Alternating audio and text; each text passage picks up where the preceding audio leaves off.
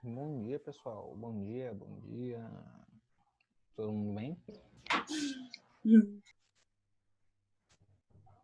Bom dia. Bom dia, bom dia.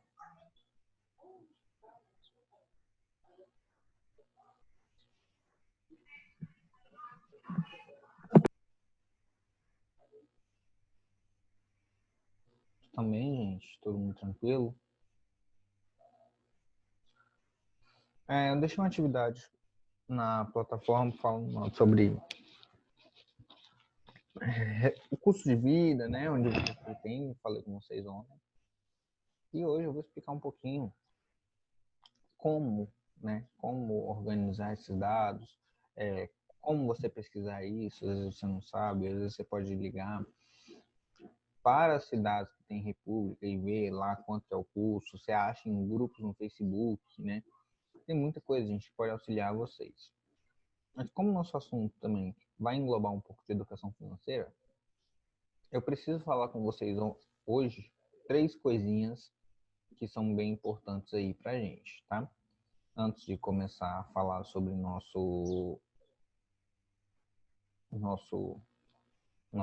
matéria aí. Tá tela branca para vocês aí?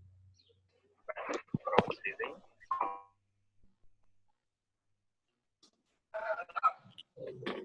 Vai, calma.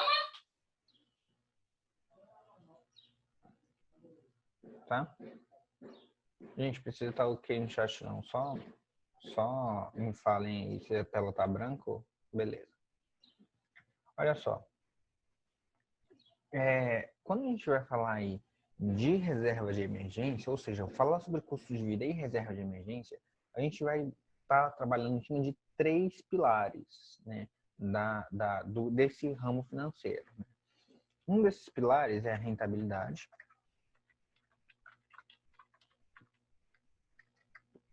Rentabilidade. Outro desses pilares é o risco. E o outro pilar é a liquidez. Não sei se vocês lembram eu falando disso com vocês, mas a gente tem aí, nesses 3 pilares, rentabilidade, risco e liquidez, eles que vão gerir nossos investimentos, tá? Então, vamos pensar aí. Se é reserva de emergência, e a gente teve aí um aluno quase batendo em mim falando, quando eu falei que os imprevistos, eles são previstos, né? No sentido literal, semântico, se a gente for olhar o sentido das palavras, não, né? Não faz sentido, né? Imprevisto ser previsto. Mas a gente pode falar que as consequências desses imprevistos, elas podem ser mitigadas, né? Então, o que seria isso? A reserva de emergência, né? Ela está trabalhando dentro desses 3 pilares. Vocês lembram o que são esses 3 pilares? Rentabilidade, por exemplo. O que seria o pilar da rentabilidade? O pilar da rentabilidade, ele vai indicar aí o quanto, né? Ou seja, a taxa que o meu investimento irá render. Então, esse é o pilar da rentabilidade, né? A gente tem o pilar risco, e o risco está associado ao tipo de operação, né? Ou seja, a gente tem aí, normalmente a gente tem rentabilidade associada ao risco e a liquidez, eles estão entrelaçados, né? O risco é quando eu posso perder, né? Ou eu posso simplesmente manter meu dinheiro. Então eu tenho operações, né, que envolvem baixo risco, médio risco e alto risco, né? Então risco, possibilidade de perda do capital. E liquidez? Liquidez é a facilidade com que eu tenho de me desfazer ou aportar dinheiro. Então, liquidez seria a facilidade em desfazer ou aportar nesses investimentos. Então vamos lá. A gente falou sobre reserva de emergência. E eu falei com vocês que a reserva de emergência é para situações assim. Vamos pensar o seguinte: você está em um carro, não tem seguro, você bateu o carro. Se você não tiver reserva de emergência, o que você vai ter que fazer? Ou você vai ter que vender alguma coisa em casa ou vai pegar um empréstimo no banco, né? Se eu pegar um empréstimo no banco, o banco ele vai me cobrar aí, em média, 2% ao mês de juros. Se eu anualizar esse valor, isso vai me dar aí 26,8% ao ano. Seria isso.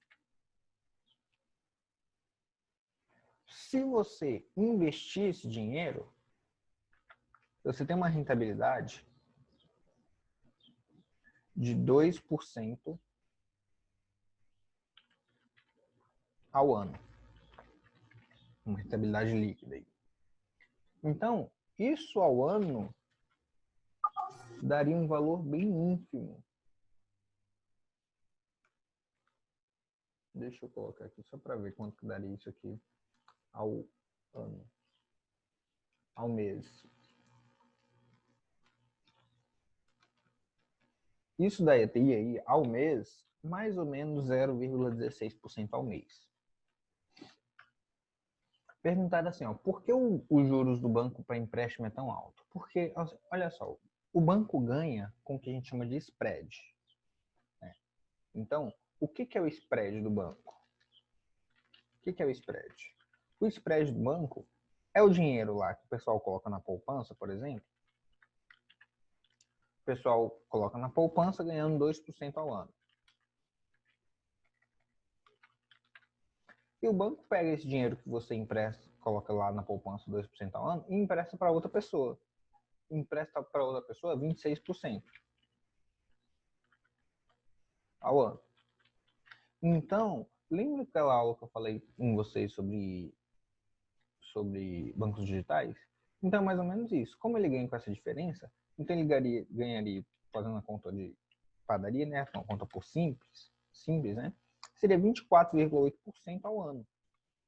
Ou seja, de spread. Então, esse aqui é o lucro do banco. Então, por que os bancos são as empresas mais lucrativas? Porque ela pega dinheiro barato e empresta dinheiro caro.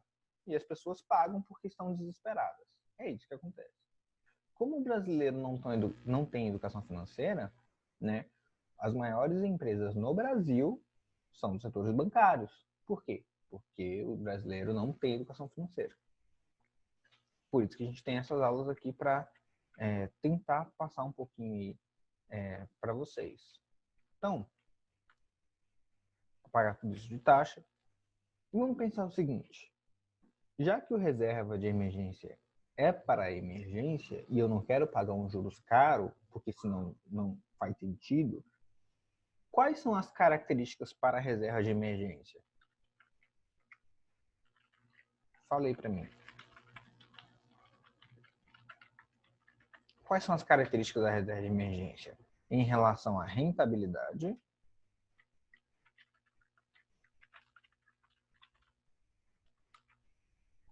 em relação a risco, em relação à liquidez. Falem para mim. A rentabilidade. Vocês acham que a rentabilidade da reserva de emergência ela é alta, baixa ou média?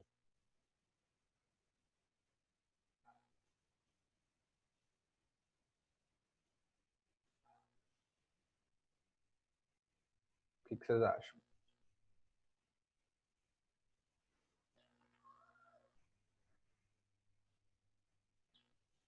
Rentabilidade da reserva de emergência. Estão me ouvindo, gente?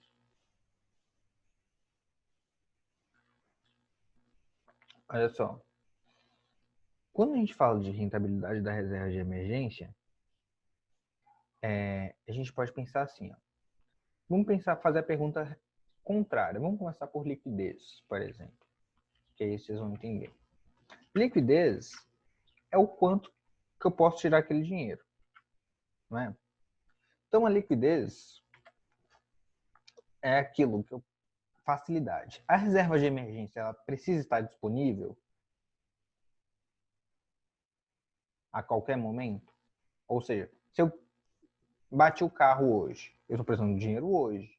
Se eu fizer um pedido de saque, eu consigo sacar hoje, né? Então, esse tipo de investimentos com alta liquidez, normalmente eles apresentam, né? Então, a liquidez da reserva de emergência a gente já viu, eu preciso de alta liquidez. Então, normalmente, alta liquidez, ela vai me trazer uma rentabilidade baixa. Por quê? Porque eu não vou deixar aquele dinheiro por muito tempo disponível, tá? É como se a qualquer momento eu posso tirar o dinheiro. Então, eu posso fazer algum compromisso com aquele dinheiro? Não. Por quê? Porque por isso que eu dou uma rentabilidade baixa para aquele dinheiro, certo? E o risco? Você acha que o dinheiro da reserva de emergência tem um risco alto, baixo, médio? O que vocês acham?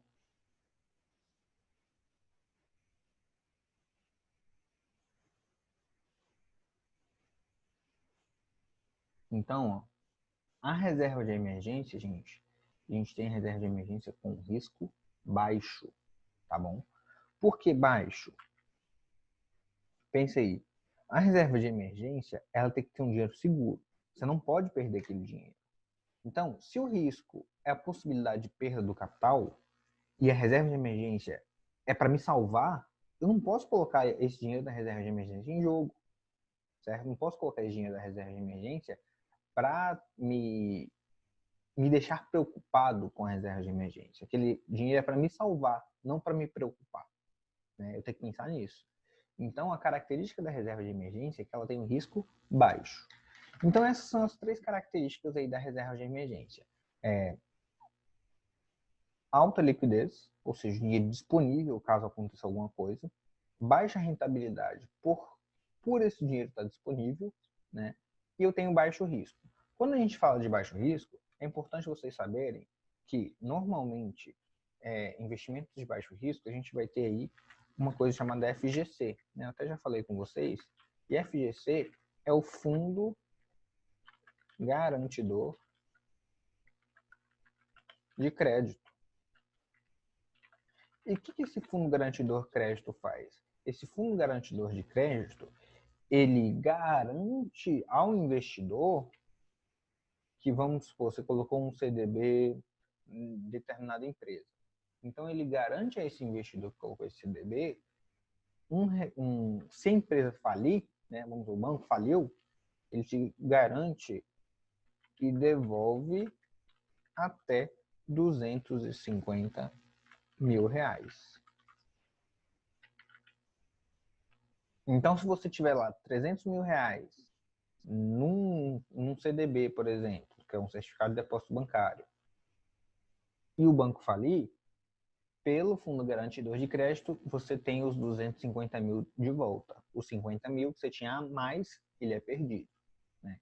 Então, por isso que a gente fala que o risco é baixo. Por quê? Porque você tem aí um órgão que garante que o seu crédito será devolvido, ou parte dele, tá?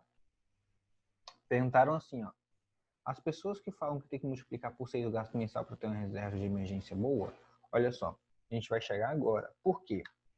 Vamos pensar na situação que a gente está hoje, né? Na situação de pandemia. O que aconteceu? Eu tinha lá pessoas que tinham emprego e não tinham reserva de emergência. Muitas dessas pessoas, o que aconteceu? Elas foram demitidas, né? Então, pessoas que tinham carteira assinada foram demitidas. Quanto tempo a gente já está vivendo desse jeito, né?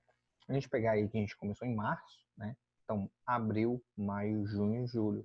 A gente já está 4 meses nessa situação. Então, pense aí. Quem tinha reserva de emergência feita,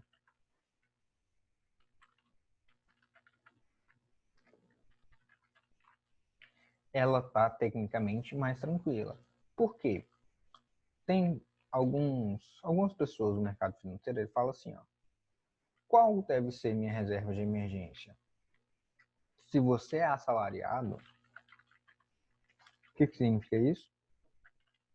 Trabalha com a carteira assinada, você tem que ter aí 6 meses do custo de vida mensal, né? Então, por que desses 6 meses? Porque você tem aí auxílio do governo de até 5 meses pelo seguro-desemprego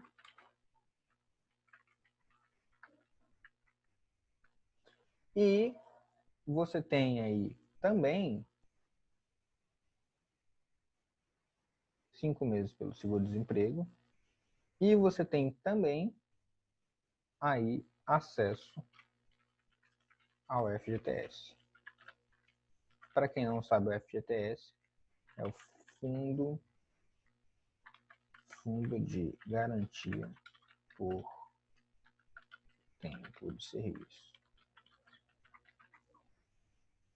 Gente, isso tudo eu acho que seja importante para vocês saberem, tá bom? Então, olha só. Se eu tenho acesso ao FGTS, que é o Fundo de Garantia, se eu tiver pelo menos uma parte, olha só, eu já estou aí, a gente já está 4 meses nessa situação, né? Então, para quem foi demitido em justa crise, ele consegue viver aí com o padrão de vida, tecnicamente, manter o padrão de vida, 5 meses pelo seguro-desemprego e se ele conseguia viver por 11 meses. Então, se essa situação perdurasse, ele teria algo para ficar tranquilo, novas alternativas, mais tempo para pensar, certo?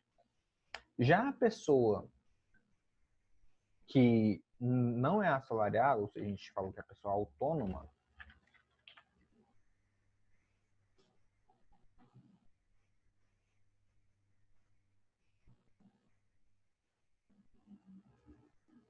peraí, a gente travou. Já a pessoa que a gente fala que é a pessoa autônoma, né,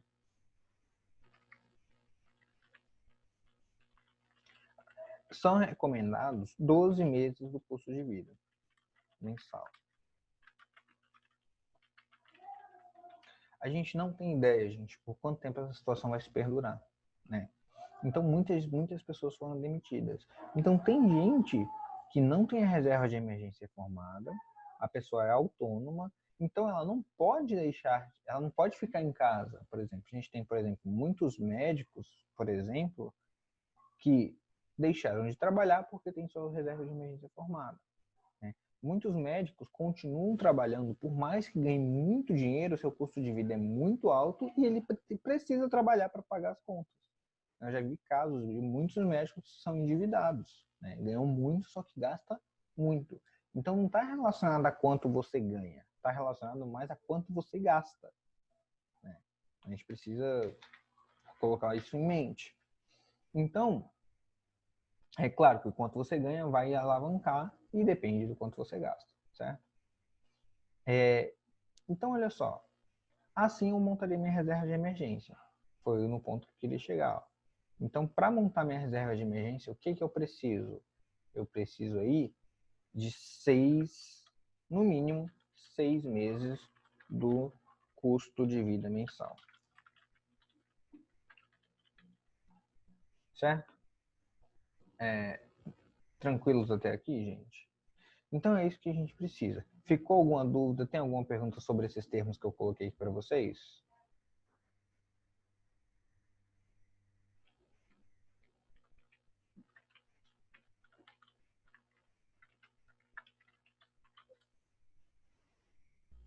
Certo? Beleza. Então, eu vou fechar aqui e eu vou mostrar como a gente calcularia esses 6 meses do custo de vida mensal, tá bom? Dentro da realidade de vocês, claro. Vamos aqui para o Excel. Qualquer dúvida, mandem no chat, tá bom? Vamos pensar assim, ó. Se eu quero calcular o meu custo de vida, eu tenho despesas, né? Despesas que elas são fixas e despesas que são variáveis. Não é isso? De despesas fixas, se vocês estiverem com o Excel aí, gente, já vai facilitar aí para o trabalho que eu pedi, tá? Que é basicamente fazer isso aqui. Então, vamos colocar a letrinha bonitinha aqui, só para colocar azul com branco em negrito. E quero copiar isso aqui até aqui. Eu tenho as despesas fixas e despesas variáveis. Em despesas fixas e variáveis eu vou colocar mais claro. Vou colocar em negrito também.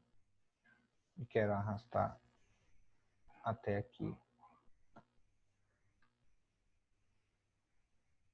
Quero arrastar isso aqui até aqui. Tá. Então, estou montando aqui minha planilha. Vamos pensar despesas fixas. Vou precisar da ajuda de vocês aqui. O que eu teria de despesa fixa, considerando a realidade de vocês? Vocês, ano que vem, vão morar fora. Então, o que eu teria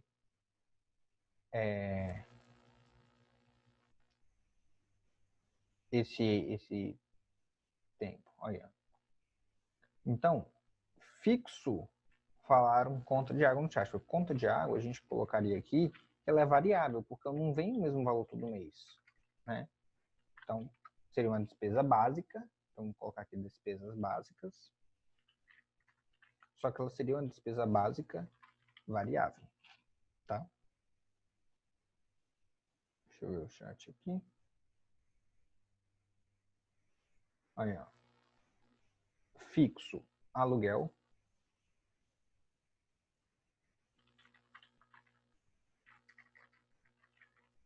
Aluguel. Internet. Internet é sempre o mesmo valor. IPTU. Normalmente no contrato de aluguel você faz esse pagamento de IPTU.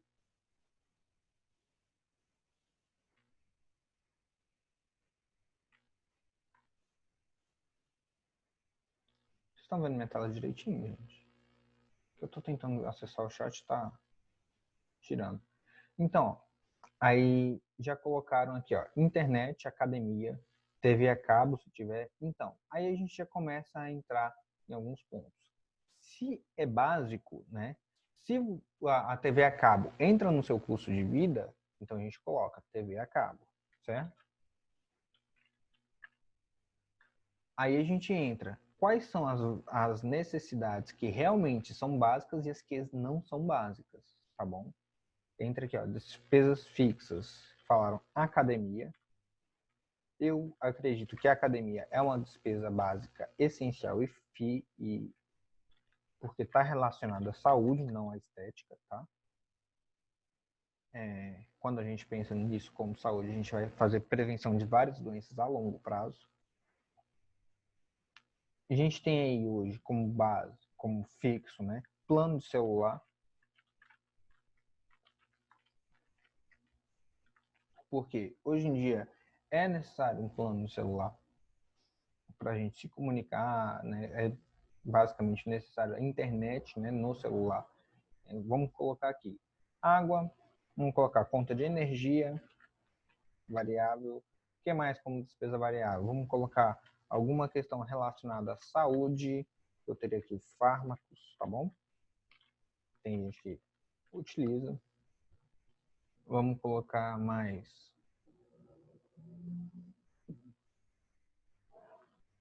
Olha, transporte, plano de saúde, né? Entra aqui, ó, saúde, fármacos, plano de saúde, tá?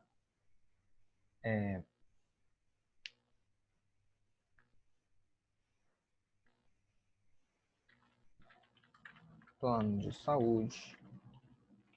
Vou colocar aqui variáveis falaram, só que não tá ficando no chat fixo aqui para mim.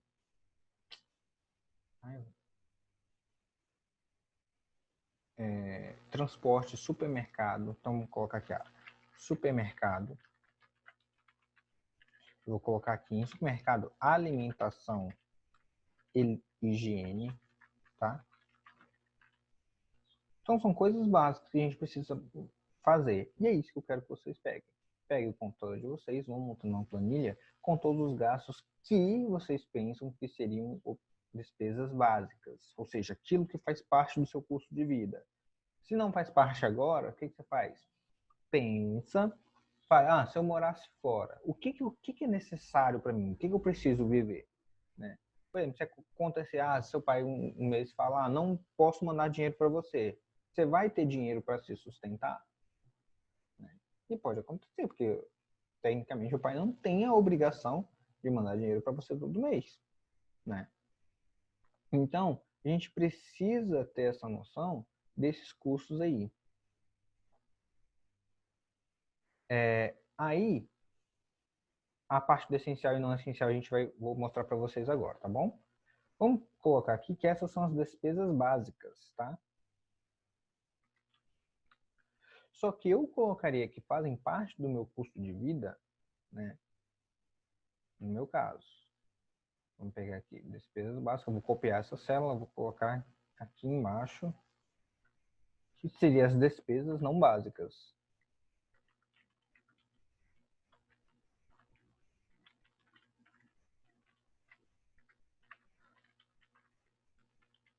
Ou seja, é aquilo que eu consigo tirar, né? Então, ó, se eu colocar aqui, TV a cabo, eu consigo tirar? Consigo. Né? Coloco aqui. Academia, né? Dá para tirar? Se for um caso de extrema urgência, eu consigo tirar. Então, vamos pegar aqui e colocar não básicas. Aí vamos colocar não básicas fixas. Olha só o que eu estou fazendo na planilha. Eu estou copiando, tá vendo? Copiando. Venho aqui e clico inserir células copiadas. Ó, copio. Venho aqui embaixo, inserir células copiadas, tá vendo? Então, ó, fixas. Seria TV a cabo, academia seria que eu poderia recortar, por exemplo, ó, e colocar aqui. Vamos lá. Plano de celular eu poderia reduzir, né? Na verdade, o plano de celular eu acho muito essencial hoje em dia, porque o mundo está todo conectado. Plano de saúde também, né? Não sei se é você que paga, mas se for você que paga, tá aqui. E a gente teria esses valores aqui, tá? Essas despesas. Então, não básicas, e depois a gente coloca as variáveis aqui. Mas, a princípio, eu quero que a gente foque no despesas básicas. Por quê? Nas despesas básicas é que eles vai incidir, vamos dizer, vai incidir sobre o meu custo de vida. Se acontecer alguma coisa, eu consigo tirar, entendeu? Ou seja, as não básicas eu consigo tirar. As despesas básicas é aquilo que não dá para viver sem, gente. Né? Vocês concordam comigo? É aquilo que é básico. Né? Se é básico, eu não consigo viver sem. Então, esses aqui, eu vou falar que são que compõem o meu custo de vida. Claro que, se eu quiser manter o mesmo padrão de vida que eu mantenho, aí eu coloco que o meu custo de vida contém as despesas básicas e não básicas. Né? Mas aí minha reserva também vai ser maior. Tá bom?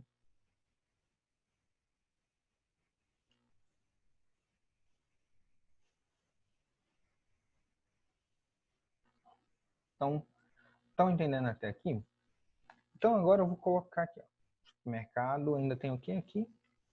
Vamos supor, se o supermercado você vai comer fora, vai fazer marmita, então você pode colocar aqui marmita, né? Seria um custo. Então, aqui nessa célula, eu vou colocar assim, ó, presta atenção. Eu vou colocar igual, soma, e vou selecionar todas as células aqui para cima, que eu quero. Por quê? Quando eu seleciono isso, eu estou falando que eu vou somar, ou seja, meu custo de vida vai ser formado por tudo isso aí. Né? Aluguel, internet, IPTU, plano de celular, plano de saúde, água, energia, fármacos em geral, supermercado e a marmita, né? Que é como se eu pego uma marmita. Então, eu colocaria aqui, isso daria 0. Vou colocar aqui, que nessa célula vai ser um valor contábil. Olha só onde que eu estou clicando aqui em cima. Ó. Formato de número. Estão acompanhando aí, gente? Vou fazer a tabela aí. Vamos dando feedback, tá bom?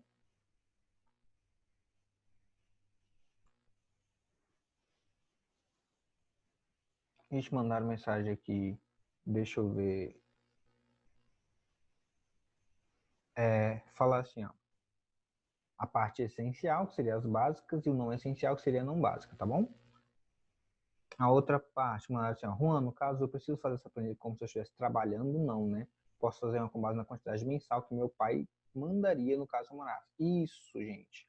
Olha só, como você vai morar fora, não precisa ser com um valor você trabalhando. Não precisa ser trabalhando, você precisa ter noção do seu custo, né?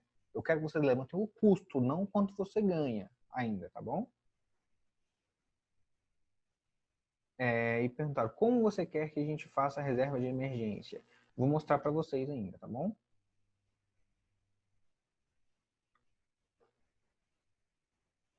Olha, se eu for morar com meus pais, então se for morar fora, por exemplo, ou vai morar em Teoflotone mesmo com seus pais, significa que seu custo de vida vai ficar muito reduzido. Você é um privilegiado. Ou seja, sua reserva, você vai ter os seus custos básicos, né? Seu plano de celular, seu pai que paga, tipo, beleza. Mas se for trabalhar, todo aquele dinheiro seu é bom ter uma reserva, tá? Eu vou mostrar para vocês como é que a gente calcularia nesse caso. Mas vamos colocar aqui que eu vou ter esses custos viajando para fora. Depois eu faço esses custos para se eu morar com meu pai, tá bom? Ou seja, se eu não tiver nenhum custo. Então, só para a gente ter uma noção de como calcular isso. Vamos colocar de aluguel. Vamos colocar aluguel, eu vou morar em república, tá? Vou fazer umas contas básicas, bem rapidinhas aqui. Essa república custa R$ 1.500 de aluguel. E eu moro com 6 pessoas. Então, eu estaria pagando aí R$ 250 de aluguel. Internet. Plano de internet é R$ 120 dividido por 6 pessoas, eu pagaria R$ 20 de internet. IPTU. IPTU dessa casa é bem caro. Ele dá R$ 600 anualmente. Se eu dividir por 12 meses, né, que o IPTU a gente paga uma vez no ano, eu daria R$ 50 por mês. Se eu dividir para 6 pessoas, eu teria R$ 8,30, mais ou menos. Então, vou colocar aqui R$ 9 de IPTU mensal. Né? Plano de celular. Né? Hoje eu uso um plano de celular aqui de R$ 55. Plano de saúde. Não é plano de saúde lá, eu coloco o valor que eu tenho, mas vamos colocar que eu sou estudante universitário, moro fora, não pago plano de saúde, né? Que é a realidade de muitos. Água. Água, vamos colocar que eu gasto aí R$ 30, R$ 35 de água, em média. Energia. Uma conta de água, de energia, para 6 pessoas na República, em média aí R$ 50 para cada pessoa, 50 a R$ 60. Saúde, vamos colocar que eu compro aí de remédio R$ 10 por mês, que é um dipirona ou algum antialérgico, alguma coisa assim. Ou R$ 15, 30, R$ 20 por mês. Supermercado, é o quanto que eu compro ali para lanches, né? Vou colocar R$ 150. Lanche e que eu falo café da manhã, café da manhã, café da tarde. E marmita, vamos colocar aí que eu pago R$ 250 por mês, né? Então tem aqui um gasto de R$ 400 com alimentação, basicamente. E esse aqui é o meu custo de vida. Ah, tem uma coisa importante, falaram também no site, eu esqueci, que seria o transporte, né? Esse transporte, ele vai variar de acordo com o mês, né? Mas normalmente você colocar aí, você vai ir para a faculdade 2 vezes ao dia, com a passagem de R$ 4,70, você teria aí 20 dias úteis, teria um valor de R$ 188. Então, esse seria só a base de custo de vida para você morar fora de casa. Claro que esses valores podem ser maiores ou menores para vocês, tá? Então, gente, esse aqui é um custo de vida mensal. Como vocês montariam a reserva de vocês? Você falou, ixi, umas 6 meses isso aqui? Tá. Então, vamos colocar. Então, a reserva de emergência, vamos pegar, copiar essa célula.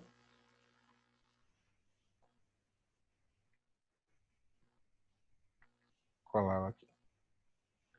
Tá. Então, minha reserva de emergência,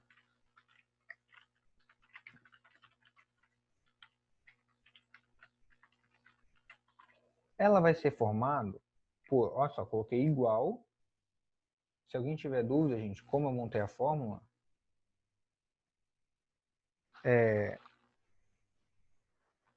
vocês falam aí, tá bom? Perguntaram assim, ó. As despesas não básicas não entram no custo total? Olha só, por que eu não coloco as despesas não básicas no custo total, né? No meu custo de vida? Porque são coisas que, se acontecer algo, eu posso me desfazer. Por exemplo, TV a cabo, né? Se eu não fiz um plano anual, eu posso me desfazer. Academia, né? Se eu não fiz um plano anual, eu posso me desfazer, né? Por um tempo. Por exemplo, nesse caso, a academia não está aberta, então eu me desfaço. Entendeu? São casos, assim, que a gente tem que pensar aqui. Eu posso incluir e posso não incluir, tá? Eu vou mostrar os dois casos aqui. Ou seja, eu posso incluir esses custos e manter meu padrão de vida, caso aconteça alguma coisa, e posso não incluir e reduzir meu padrão de vida. Então, o ideal é que inclua todas as despesas aí, tá bom? Para não fazer uma reviravolta tão grande. Então, vamos colocar o custo de vida básico, seria isso, tá bom? E para as despesas não básicas, eu teria também, vamos colocar aqui custo de vida, vamos fazer um somatório aqui para as despesas não básicas, só para a gente ficar ciente de como seria, tá? Então,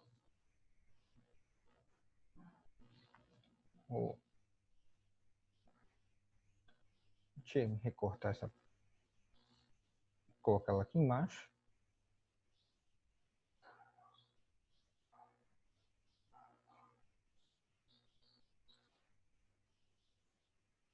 Vou colocar o somatório aqui, tá bom? Despesas básicas.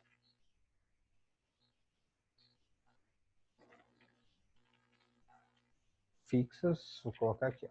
Fixas, coloco a soma disso aqui, ó, desse intervalo. Variáveis, faço a soma desse intervalo.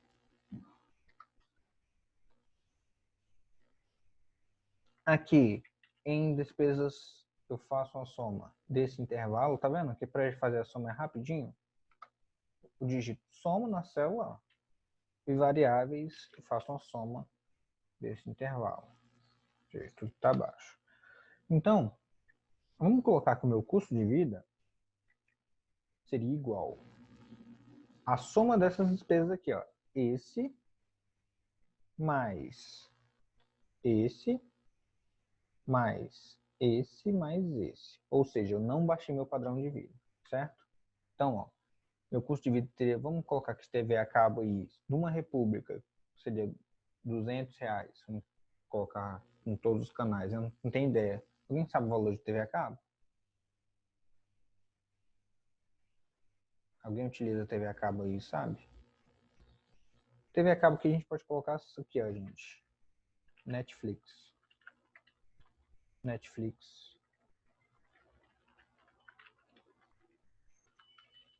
Prime Video, Spotify, tá? Aí vamos colocar um Netflix, Prime Video e Spotify, eu gasto um total lá de R$50 por mês. Academia, gasto um total aí de R$90 por mês, tá? Isso são fixos, né? O que eu teria variável? Eu coloco aqui lazer, por exemplo. Lazer, que seria o dinheiro, né, que eu uso para sair final de semana, né, esse tipo de dinheiro que eu utilizo, né? Então eu coloco aqui lazer, enfim, vamos colocar aqui lazer, eu utilizo um total no mês de R$100, sendo modesto aí. Então, se eu colocar com todas as regalias que não fazem parte das despesas básicas, eu teria um custo de vida disso aqui. Logo, minha reserva de emergência, né? Minha reserva de emergência, ela ficaria nesse preço aqui, ó. Seria 6 vezes o meu custo de vida. Então, minha reserva de emergência deu bem alta, tá vendo? Por quê? Porque eu tô falando, se acontecer alguma coisa, eu quero ter minha Amazon, Netflix, academia, eu quero ter meu lazer, quero continuar saindo no final de semana, né? E não é o que acontece. Por isso que eu coloco normalmente o custo de vida sendo baseado nas despesas básicas, que é aquilo que você pode cortar, né? É aquilo que você pode se virar. Com aquilo ali você vive, né? e ainda pode reduzir. Eu estou colocando valores bem altos aqui. Mas normalmente, fora é isso, esse custo que vocês vão ter. Aproximadamente. Claro que cada um vai pesquisar para a sua cidade, que tem. E aí, eu traçando minha reserva de emergência, o que eu posso fazer? A gente, nossa aula está quase acabando. Eu tenho que mostrar isso aqui para vocês. Eu posso fazer um planejamento mensal. Por exemplo, quanto tempo que eu quero montar minha reserva de emergência? Por quê? Vocês vão ter baseado um valor, um dinheiro que os pais de vocês vão mandar para vocês, por exemplo, né? Então, vocês podem colocar aqui, ó.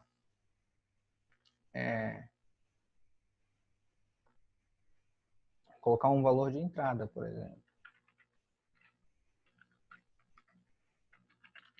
Meu pai manda determinado valor para mim. R$ 1.500 por mês. Né? O que é muito, gente. Muito, vocês não têm ideia. Eu vivi em Teoflotone aí com o mínimo do mínimo. Né? Então, eu faria isso aqui, né? O valor de entrada, menos o meu custo de vida. Seria esse valor. Então, eu teria esse valor aqui. Ou seja, depois de tirar todas as minhas despesas básicas e as despesas não básicas, eu teria R$ 233 para montar minha reserva de emergência. Então pense aí, quanto tempo eu levaria para montar minha reserva de emergência?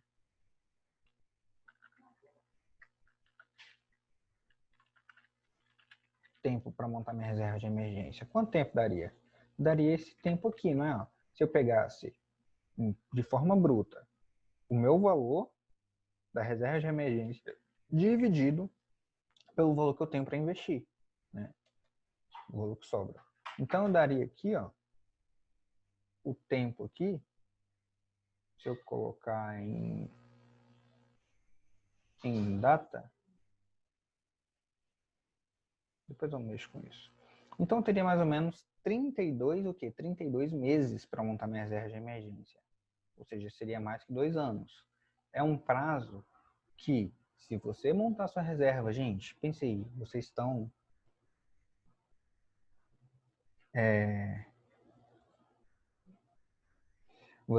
aí com seus 17 anos, 16 anos, e é muito importante que vocês tenham essa noção de ter essa educação financeira por agora, gente. Porque quando vocês irem para fora, vocês vão ter um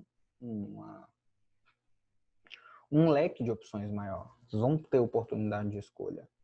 Eu quero mostrar para vocês aqui, acho que essa é a parte mais importante da aula.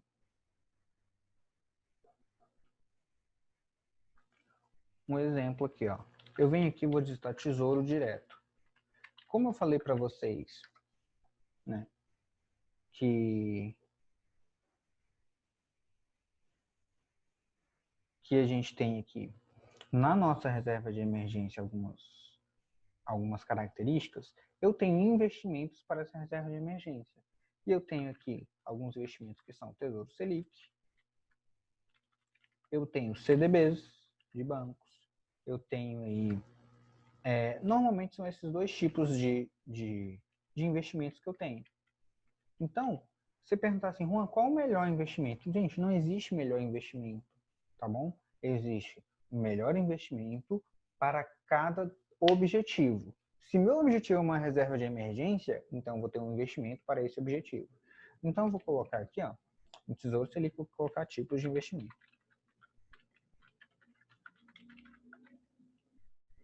Gente, estão pedindo para eu disponibilizar essa planilha aí,